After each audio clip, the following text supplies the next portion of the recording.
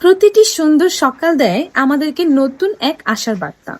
কিন্তু এই সকালের পিছনে থাকে কিন্তু এক অন্ধকার রাতের অজস্র পরিশ্রম। যদি রাত না থাকে তাহলে কিন্তু দিনের আলো আমরা দেখতে পাই না। ঠিক সেরকম ভাবে আমাদের জীবনে যদি আমরা কোনো কিছুতে সফল হতে চাই বা কোনো ফল দেখতে চাই, তাহলে অবশ্যই সেইটার জন্য আমাদেরকে পরিশ্রম করতে হবে বা এফোর্ট দিতে হবে। সেটা হতে পারে আপনার কোনো স্বপ্ন বা লক্ষ্যের ক্ষেত্রে, বা আপনি যেখানে কাজ করছেন সে কর্মস্থলে, বা এমনকি এটা হতে পারে কোনো সম্পর্কের ক্ষেত্রে। যাই, ইচ এন্ড এভরিথিং, যদি আপনি সেটা গেইন করতে চান, আপনার সেটার পিছনে এফোর্ট দিতে হবে। এফোর্ট না দিলে আসলে কিছুই পসিবল না।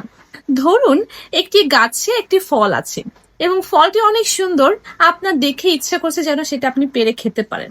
কিন্তু যদি আপনি ফলটি খেতে চান, তাহলে আপনাকে কি করতে হবে? আপনার হাতটি বাড়াতে হবে গাছটির দিকে যেন আপনি ফলটি পারতে পারেন। এটা হচ্ছে এফোর্ট।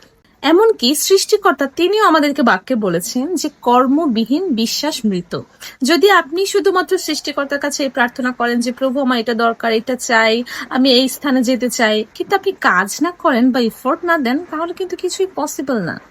তাই আমাদের উচিত যে কোনো বিষয়ে সম্পূর্ণ এফোর্ট দেওয়া। সো আপনি যে বিষয়ে সফল হতে চান বা ধরে রাখতে চান, শেষ রেজাল্টটা দেখতে চান, সেই বিষয়ের উপর সম্পূর্ণ কনসেন্ট্রেশন দিন এবং এফোর্ট দিন। তাহলে দেখবেন সফলতা আপনার দরজায় এসে নক করবে।